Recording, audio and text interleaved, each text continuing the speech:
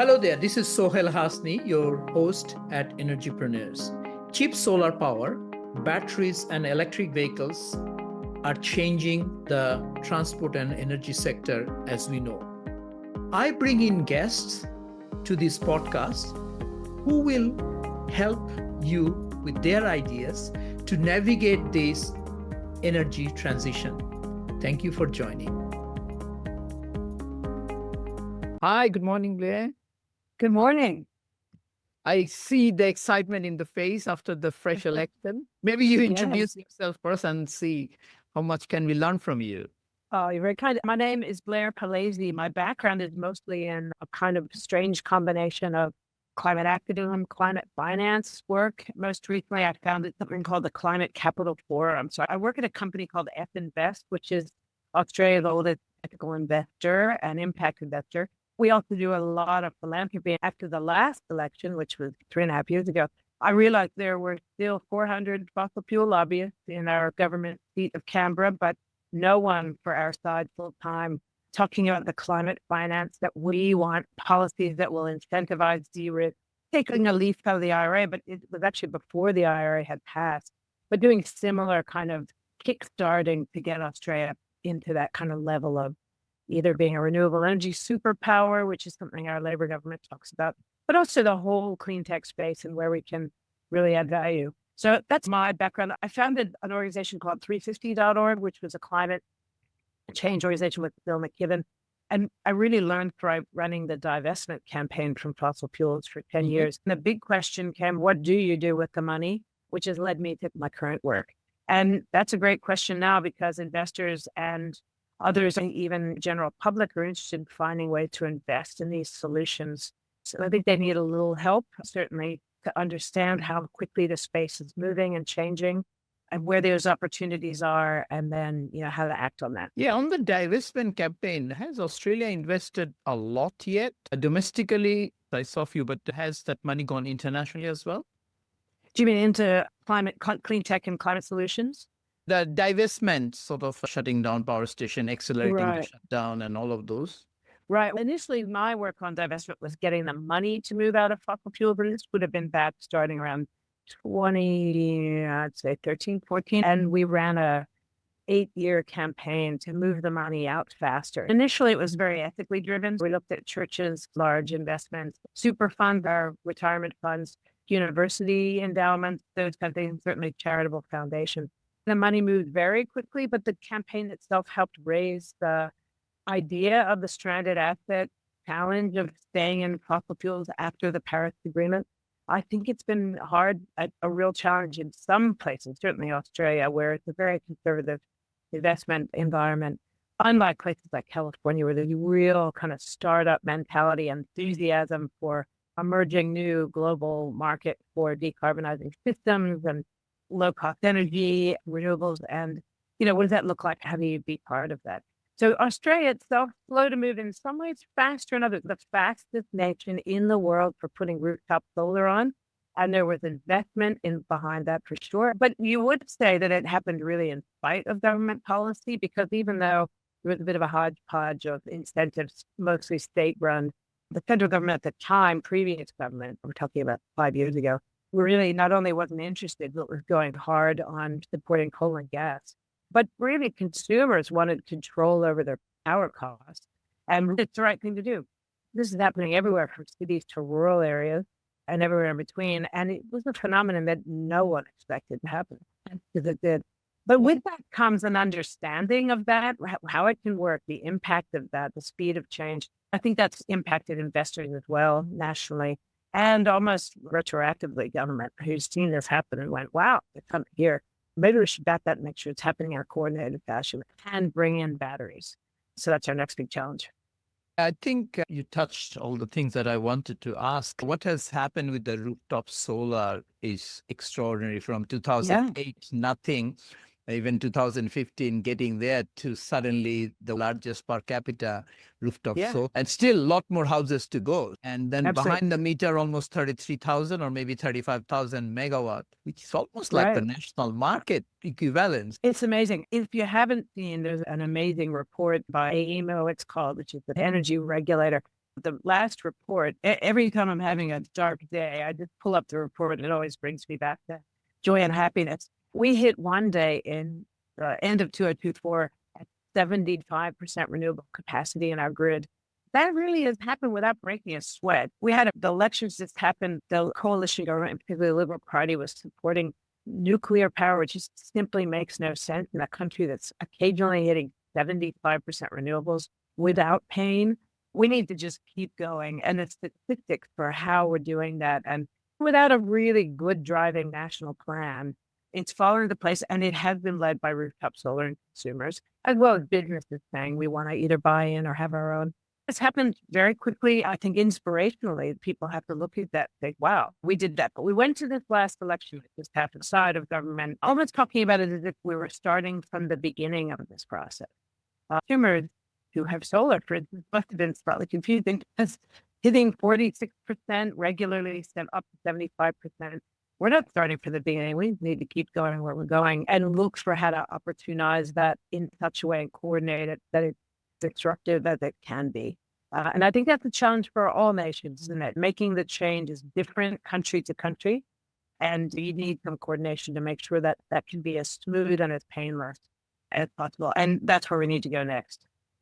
Yeah, interesting enough that our famous opposition leader even lost his seat. Yes, So I think people have spoken because while everybody is thinking of vehicle to grid, I think electric vehicle will go very fast in Australia with Chinese car and cheaper cars as well.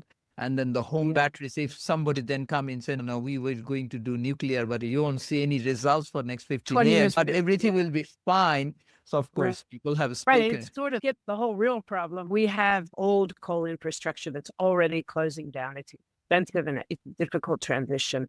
So you need a national plan that's going to help avoid any opportunities where an energy crisis happens, where you don't have the energy when you need it. That's not as hard as it sounds if you're hitting 46% or 75% or anywhere in between, but it does require a look at the cost and the challenge of making that transition. Batteries offers us that real opportunity to do that. And it doesn't have to be large scale battery storage. What we're finding is the federal government coming in has made a promise of a giant commitment to cheaper home battery strategy that will allow those with rooftop solar to integrate batteries into their systems if they were early movers or in their new systems.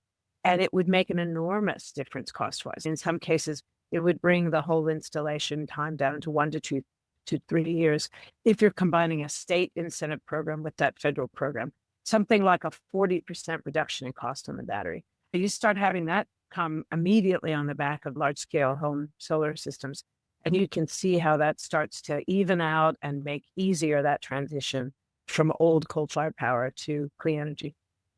Yeah, also batteries, the Tesla Powerwall of the world is still selling almost $1,000 a kilowatt hour. And the wholesale battery price is less than 100.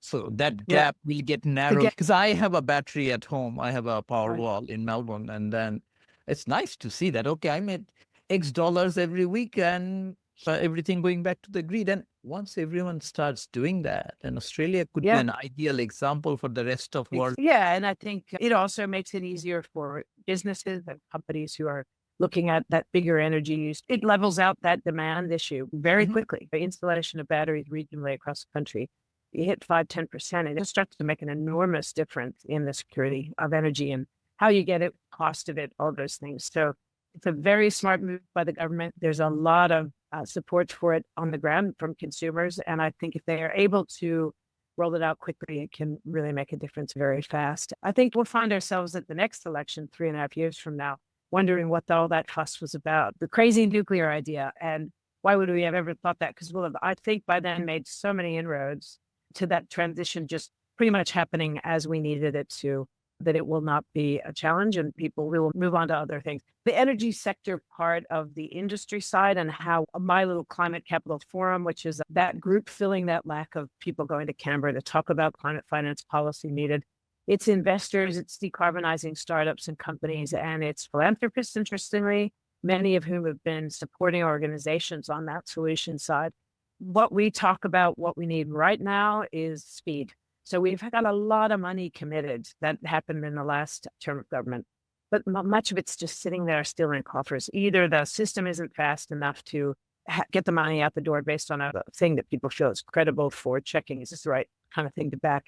National Reconstruction Fund, for one, has something like 18 billion, 14 billion, something like that. It's not moving out the door. That will make an enormous difference to rare earth mineral miners who want to use our kind of top end ESG approaches to mining, value add with a premium cost for the kind of minerals that are needed for batteries, for instance, or green hydrogen, or heavy industry. We have the chance to really fill the big gap on the need for green iron ore and steel. But to do that, we're going to need fast finance packages that can help to fill the gaps and get innovation happening.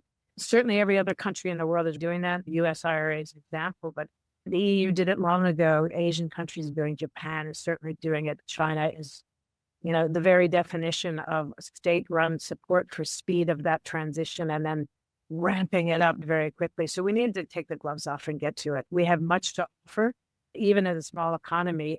Renewable energy is endless and cheap compared to many countries. We have technologies to deliver it, and we have the ability to value add on things like green iron ore and steel and offer that decarbonizing in the exported product. Yes, absolutely. I think you are also dealing with a lot of young entrepreneurs in this space. What type of people are coming into the space now? Our market is so tiny, it's not self-sufficient in the way that a US kind of market is. You bring a tech out in California, you got a ready-made country market there to just roll it out. To be successful here, we have to not only fund the development of the innovation, the growing of the country, the finding of investors, and maybe some trialing in Australia, but it would be small, as we say in Australia, small bickies. Wouldn't be enough money to allow the company to succeed. So we have to export that technology. That's where I think the government can and should provide advice, expertise, and funding to help those really amazing entrepreneurs. I just had a tour of a founders area at UNSW that focuses just on this. And it's just one university of many that are doing it. I think they partner with Newcastle University. I was so impressed with that kind of the ingenuity and the kind of startup sense of program opportunities. But we need to do that on a national scale and make that startup thinking the culture that we're moving toward. It hasn't been what we've had. Californians think 50% failure rate is great success. Australians are still thinking we got to hit 100% before we put federal money in something that is ridiculous. That's not the way this works. So when I say frustrated, I think they're so ready and keen to get going or have gotten to a point where they're going, but now they need to ramp up. So where we need to go next is help those innovators that will help us build our future economy in the decarbonizing space. And that's where we need to go. And I think there's a lot of understanding within the Labor government in particular, and the community independents and a few others, but it hasn't yet coalesced in rolling it out the door where as a company, you know where to go, how to access it, and get going quickly. We're still watching companies fall over the cliff, and we can't allow that to happen.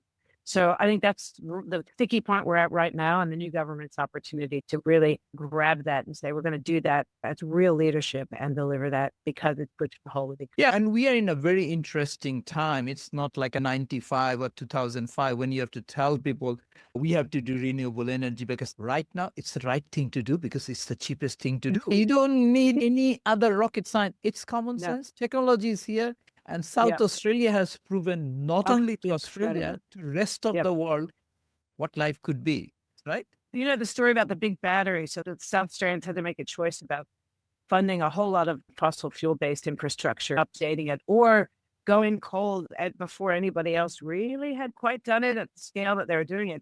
And that funny old story about one of our entrepreneurs, Mike Cannon-Brook, sending a message by Twitter to Elon Musk to say, we have a crisis. We need battery. We need to be able to store renewables if we're going to go that way to avoid blackouts. And Elon Musk wrote back and said, I'll build this battery in 1 month or it's free. And the rest is history. They did build the biggest battery. It was hugely successful. It's still operating right now. And it's teaching the world how to jump right from that coal-based, in this case, infrastructure. They go to it, make the jump, and you'll find it not only can it work, it'll be cost effective and you'll be world leading and making that cheap renewable energy available to all sorts of sectors, agriculture, industry, whatever. And that's a value adder if you're exporting the products that you're making. Yeah, you're perfectly correct. I mean, that battery put Yes. Australia and South Australia on the map. I think the first couple of weeks they were competing with the CCGT station and delivered, I forgot, zero point 0.4 milliseconds or something. For the Amazing. power station could think battery already gone online. You are bringing all those energy, I believe. Maybe the Australia is ready for the next COP, no? I am definitely ready for the next COP, and I believe Australia will head in that direction, make it very clear that we want to host. It was a promise by Labor before they won the election. And I can tell you right now, I know 65 NGOs that will be on their doorstep saying, okay, we're ready, let's do it. It's such an opportunity. If you think about it, it will put pressure on us to deliver, but that's a good pressure. And secondly, for our region and for the world, in the absence of the US post Donald Trump as a leader in this space, I'm not saying they're ripping out all of the things that the IRA has already delivered. It's an insane economic proposition, let alone leadership. You're opting out of the biggest economic opportunity of this century. And that is how fast the world moves to decarbonize and all the complex ways that it's doing that. Crazy. And for Australia, where we have much to offer and we're newly coming into how we can scale that, hosting COP31 would give us that chance to say, we're in it, we're ready to work internationally with markets who want to buy what we can begin to deliver, and not coal, oil, and gas exporting, but decarbonizing. That's a shift and an economic message that I think this government understands. We're open for business and we invite you here for COP31. We would be doing it in partnership with our Pacific neighbors, and that is much needed as well. They are getting hit with the biggest impacts in the world. And it's right out our back door. We need to be working with them on the solution side and the resilience side. And this gives us an opportunity to connect as a joint effort for COP and work together to bring that to the world. I think the world wants to see it. It would be the first time that a region has partnered across the developed world with lots of big economy, lots of solutions, and the region most hit by the extreme weather and inundation. So I say, bring it on. It's going to be fun, and I'll see you in Adelaide. And there's a lot to show as well, because I went to a couple of COPs, but it's a lot of show and tell where the world comes together. Exactly. Australia has enough to show on its own, right? Yeah. Green Games in the 2000s, our next big chat to showcase what we can do and how we do it, who our leaders are. And people like Australians, they're pretty positive. We want to show what we can do, and it's a path to do that. What else do you do other than work? You have so much energy. What do you do for fun? You're right, funny. I do a lot, and I do have that energy. I'm very lucky to be able to work in addition to helping our clients give across the spectrum to a whole range of charities. A lot of it's focused on climate advocacy, conservation, and biodiversity. So I often like to look for big gaps and say, how can we fill that out? How can we kickstart, bring people to a table, and then see where it takes us? So before this election, about a year out, a colleague and I started a disinformation network. That was really important for this election. It's a problem everywhere in the world. We know that. But how do you fix it? It's hard. It's all new, really, in terms of how you counter the tech side of things. And I'm proud to say that has been handed off to the Australian Democracy Network, who's now taken it and run with it. So I like to do those kind of kickoff things. Sometimes it's advocacy, sometimes it's investment and finance, sometimes it's just other random stuff you can see is missing. I'm a problem solver and a strategist, and these are all the things that get me up out of bed in the morning. And there's a lot of great people out there. As you bring them together, and it's magic to see what can happen.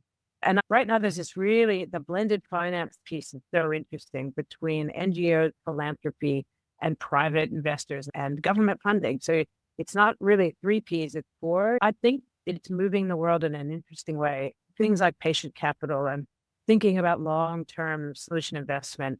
There are more people interested in that and not a fast buck. And that is changing the way that investment is playing a role in solving all kinds of problems, whether it's social housing, which we invest in quite a lot, or it's clean tech and renewables, batteries, et cetera. I just think that's so exciting. I see how fast that change is happening, how the light bulb in people's head goes off, because it's not just about moving money through a system.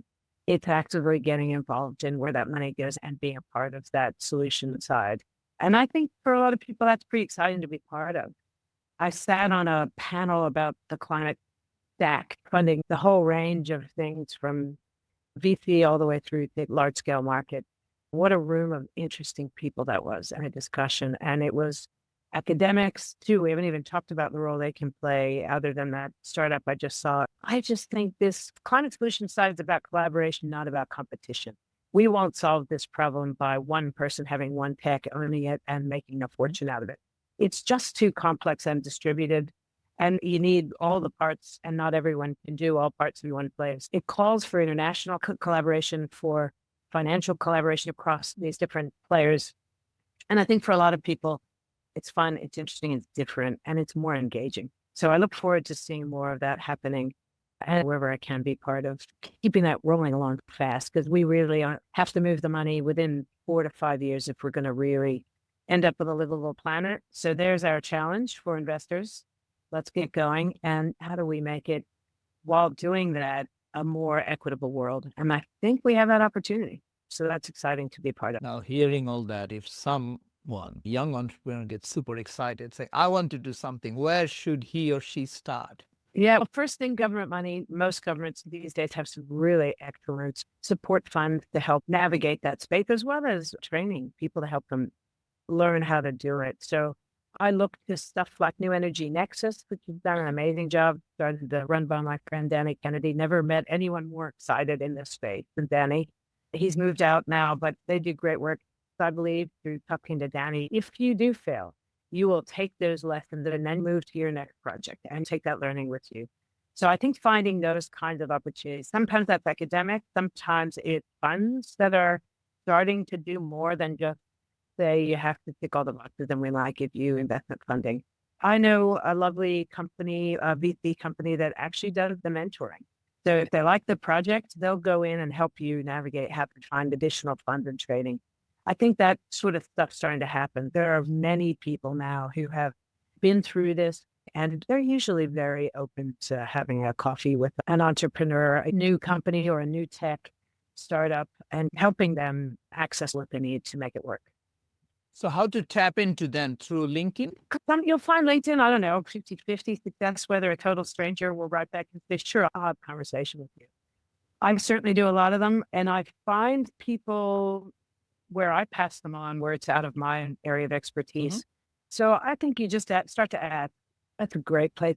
Going to large scale events around clean tech, you'll meet 100 or 1,000 people, depending on the size of the event. And one thing will lead to the next. The number of people that come to me with that question, and I say, let me give you 5 names. And it just saves you weeks and weeks of trying to navigate some of this stuff. And that's a great start. People are open to trying to help. Like here we have Energy Lab, which helps people navigate this space. They're amazing. And they're not for profit. That's more in that blurring the lines of what charities used to be, where charities are now getting into how do you deliver it. Beyond Zero Emissions, another great outfit, looks to where to go and how to navigate kickstarting the solution side. They're doing a big conference up in Newcastle where we helped fund them to be a premium sponsor so that they can be at the level of the fossil fuel company. We funded them to get premium sponsorship, commercial sponsorship status, so that they can push out the big fossil fuel to say, that's not where we're going. We're going to talk to you about the solution side, where it is, who the players are, how to get that started. And we know people want to hear it. So that's why we at our philanthropy outfit helps to sponsor that with them or fund them to do it, because we think even that kind of breakthrough means they'll be at the table. They will bring a different voice about that solution side. Our tech is going and our innovation is going. I like the strategic hint there. Bring Energy Lab to Newcastle, the coal capital of Australia, in a way. Yeah, and in this case, it's Beyond Zero Emissions, and they're good. They can bring all of that sector along and put them at the table, make them speakers. And that's where you go around and get everybody's business card, because you're going to come away from an event like that with 100 contacts that are going to help you navigate that space. You're not going to get the fossil fuel helping you there. You'll find some countries where they are moving rapidly into renewables and batteries, but here there's still a lot of recalcitrant, seeing the opportunity side to make that transition. If you're a coal miner or a big coal mining company, but the writing's on the wall, the stranded asset threat is real. Protecting your company now requires you to find the what next, and it's not going to be coal, oil, and gas. Whether Donald Trump likes it or not, the Paris Agreement had been in place long enough for countries to start moving very quickly. we're watching that happen so fast that it can give you some optimism that we actually stand a chance of really getting there. You get conservative UN outfits telling you no more money for coal, oil, and gas. IEA saying that's it. We're not going to hit the target unless you attach it to your business strategy. And more shareholders are saying you will cease to exist. We know that it's a real risk. We want to see what that transition strategy looks like. And the winners will be the ones that manage to navigate it. And the losers will be the ones that refuse to believe it's even happening. I think that numbers are counted because my network in China are telling me there's a huge wave of cheap solar, even cheaper. Solar is so cheap and batteries are coming as a strategy or so. So even the last laggers will get washed off. And again, as you said, it's all about cost. It's just economic. The drivers are cheap, affordable, renewable energy, and more affordable battery storage. It's distributed. You put it where you need it. In terms of your size and scale, it can be tiny. It can be giant if you need that. You're not over-investing in the capacity side, which you had to do with the infrastructure of fossil fuels and nuclear. This is a much more adaptable approach. People are getting really clever about how we're going to use water, use heat capture, make these things extremely efficient.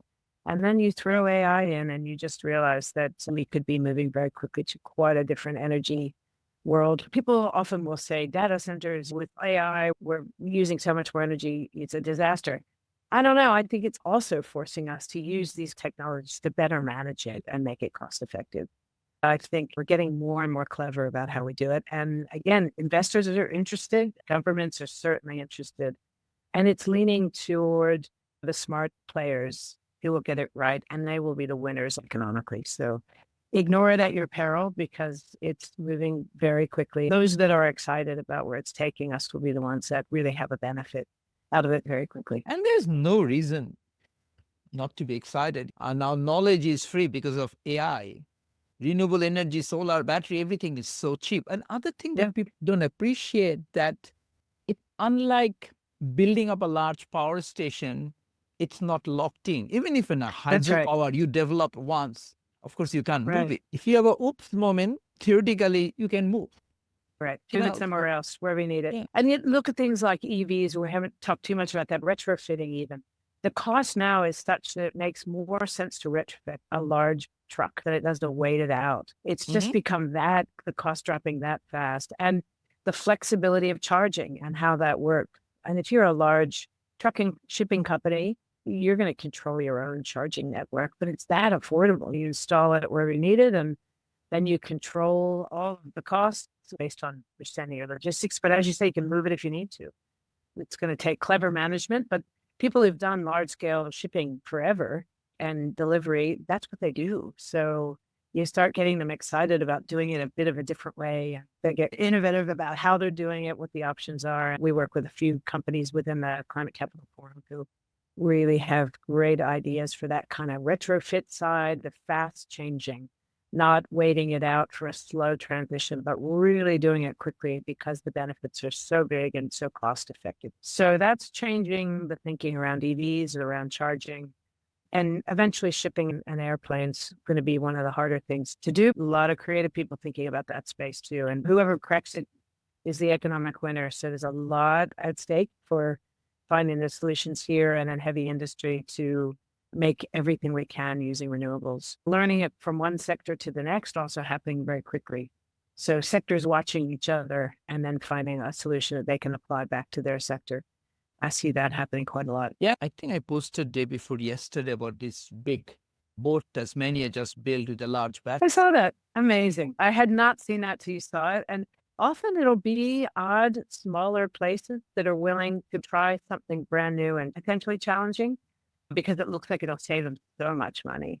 So it often can be a smaller player that one example that a couple of years ago blew my mind is that in the first world, people still driving around giant four-wheel drives. The India, how do you think of batteries? It's swapping. It's 2- and 3-wheel vehicles and battery swapping. Almost not an investor in Australia understands the potential for battery swapping for small delivery in cities, right? For small EVs, electric bikes, 3-wheel vehicles. That's what people are using now for fast shipping of something across town. And, in the West, we didn't really even thought about the capacity for investment in battery swapping stations. It says a lot about how developing countries that are using different systems because they're cheaper and more effective for them will push that into the investment space, and where we're almost too slow to think about that because we haven't had to. But when it comes to transport, if you're an investor in that, I haven't heard anyone talk about putting in a battery swapping station in Australia yet. But you can see the need in Melbourne, Sydney, all the bigger cities, certainly all across India and across Philippines, Indonesia. That's what they're using. If you think about the economic scale of that in India, Philippines, and Indonesia alone, it's just massive. I'm actually working on a couple of battery swapping projects, including one where the idea is that you have a cabin luggage size in a battery. I think I forgot 7 or 8 kilowatt hour battery. And you can just take it and plunk it in an apartment. Pick it up from a supermarket where all the charged ones are. And that can work everywhere. And I'm also looking at 3D printing three-wheelers. Sounds very scary combination. You can do it all. I'm interested to see how fast this changes and how much investment might need to shift into other options. We're coming quickly to drivable vehicles, self-driving.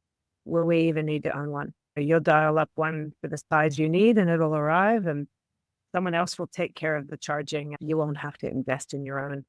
And again, in the developing countries, that's already a consideration because you don't have the money necessarily to pay to own your own, and nor do you need it.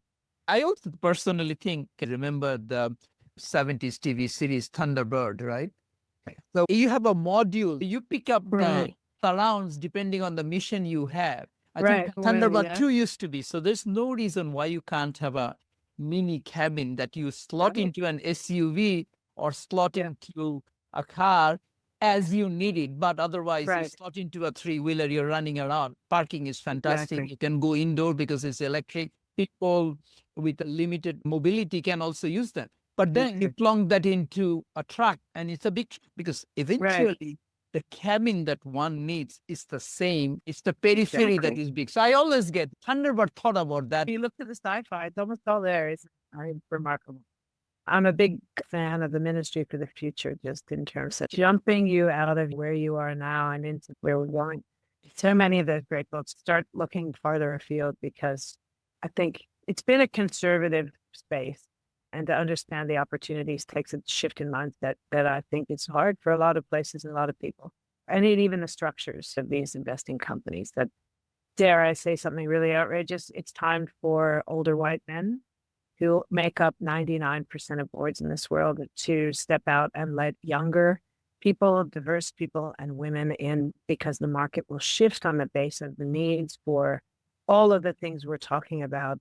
And if you have been locked into a career of investing in things as business as usual, it's going to be very hard for you to make that mental shift if you've never seen it or you don't believe in it. I talk to board members occasionally. I'm shocked to hear them say, these things will never happen. Like, not only will they happen, they're already here. If you think, because you haven't been excited about it or had a touch point that inspired you to see how fast it's going and where it's going, that it's not real, you do so at your economic peril. You will be a company or an investment outfit that won't know how to navigate this brave new world of fast change. And it'll be younger people teaching those boards about how it works, where it's going, and how fantastic an opportunity it is. So I think keeping those, as Donald Trump crashes down all over the idea of DEI, it's an economic cliff that I don't know they'll climb back up once they go over the edge. It's an understanding your market to have. You want to understand the growing market that needs whatever it is you're doing, an investment product to vehicle that will take you to wherever. You should be listening to young people, diverse people, developing world people for how they're cleverly doing things that we haven't even taught. Using your mobile phone to be your power station, dialing up what you need. Why would you pay for huge capacity that you're not going to use? So I think DEI is not a nice to have at all. It's an understanding of the world as it is right now and how fast it's changing. And to ignore that, you really do that at your peril. So diverse boards, young people who understand how fast tech is changing. Without that, it's a real disadvantage to whatever your company might be. Excellent. Thank you so much. I learned so much.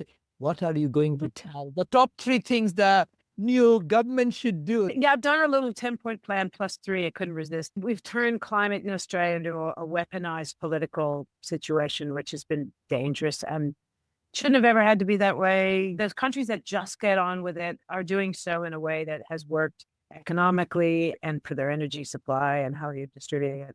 We've decided to play that in a very right-wing, dare I say, Fox News, hyper politicized environment that has not been helpful. And it's not been helpful for business or workers or communities, let alone people trying to innovate with what we know the market's going to want worldwide.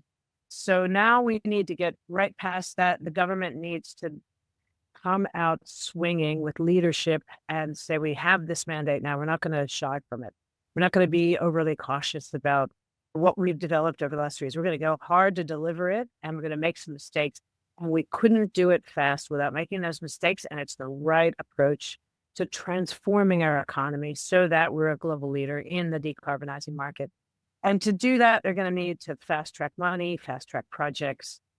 So I've said at the top of my list is appoint a coordinator that really can help us fast track everything and speed things up and coordinate across federal and state, and know where the sticky points are and remove the blockages. It's what many countries have done very well. We've been shy. It's still challenging a little bit in that we have divisions by ministerial portfolios, and this does not apply to the need economically for what we need to do right now. So that'd be the first thing. Secondly, I'd say move the money out fast. We've committed a lot of money to things. It's just not leaving the government coffers fast enough to get out there, and it's too cautious. Let's take some risks and see how it goes. We will learn by doing. And we need to take that California model up and say that's where we're headed. And this is how we're going to do it.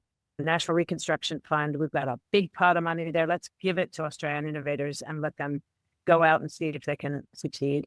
And lastly, price on carbon. That thing would transform our economy faster and take those politics out of it than setting up the market that would allow the market to do it. And everyone said they want it. It was just so politicized that no one could touch it. But with a mandate like this government now has, it's time. Grow the spine, get out there, suggest it again. Ask business to lead it if you want. If that's too scary to say we're going to go it alone, bring business leaders in to be part of the base that will push for that, design it, and get it out quickly. Do it fast. Do it in the first 100 days, and people will not look back. I really believe everyone wants that level playing field so they just know what they're working with. And other countries have it, and it's up and running. This is nothing new. Let's take the politics out of it and get on with what we know is going to work the best for our market and get us kick-started to really be successful. Yeah, when you have mandate, if you don't use it, it expires. First 100 days are going to be critical. The forum is going to be back in there as fast as we can and opening every door and saying, come on, get excited about this, because the potential with this kind of mandate is massive. And you have business behind you and say, please get on with it. Let's just get on with it.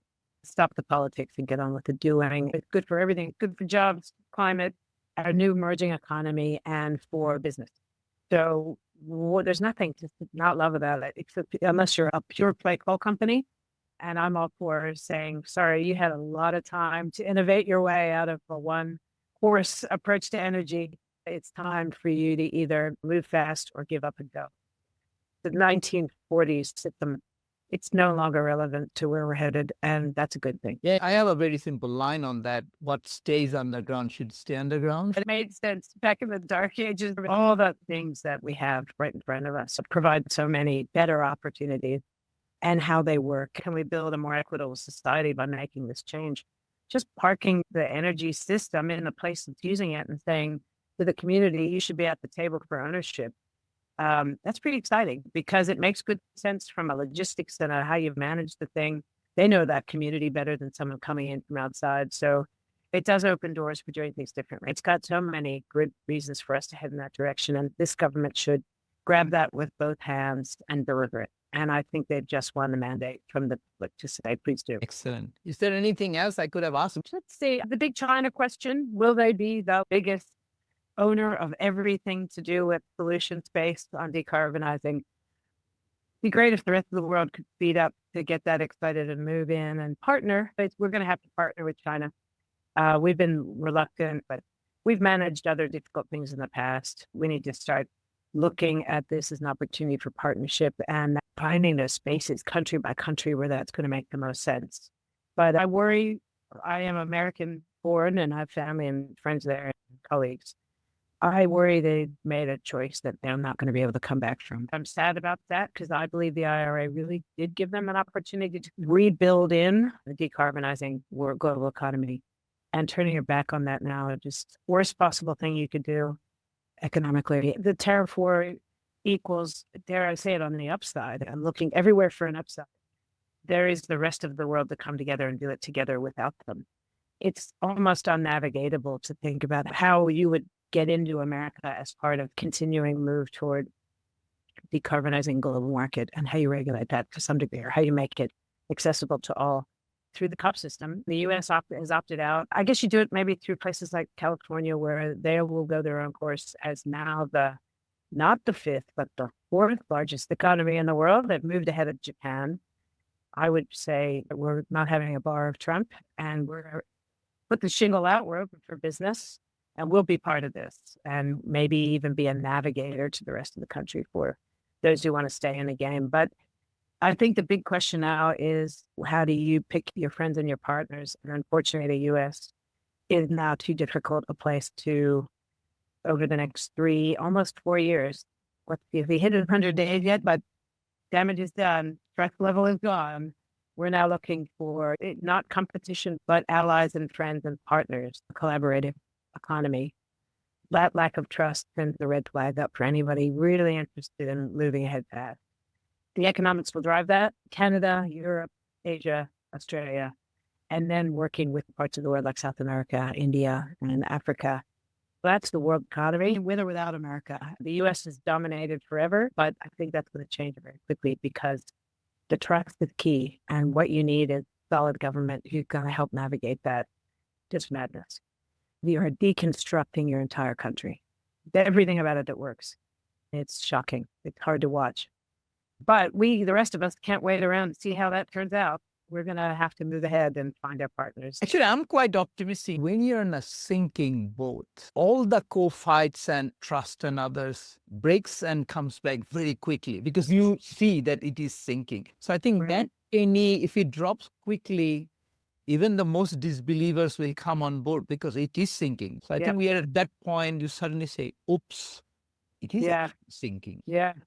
Even messages I see from colleagues out of the States are saying the same. How fast can the American public wake up? We're about to find out. But you're right. Here's hoping. I don't know what that looks like, that fixing it, because he's in there and it's going to be hard to get him out. 2 years, the midterm elections. If they vote Republicans completely out, that would change. It really would. And it would send the message, we're not going to accept this and we're going to rebuild. But it's going to be messy. I'm hoping to watch one of your podcasts in the near future. Let's hear from Californians. How do they see this going out from this frightening moment on? And is there a path forward? Who are the leaders? How do we watch to be part of that transition? Here's hoping it can be a shining light of looking down that barrel and saying no and moving to another. But one thing that comes clear out of climate change is we don't have time for this left-right, back-forth political split, but this use of divisive politics is holding us back from solving our biggest problems that are life-threatening. And they are globally life-threatening if we don't figure out how to solve climate change. And the impacts we're seeing already, the cost of them in human lives and destroying communities, the infrastructure we need for hospitals, for clean water, and then for investment and business. It's coming fast. We're seeing examples of it. It's a changed world and it's an exciting time to be part of all that. It's big. Like the size of that opportunity is so big, there's a place for everybody in it. I'm watching things happening in Africa and India.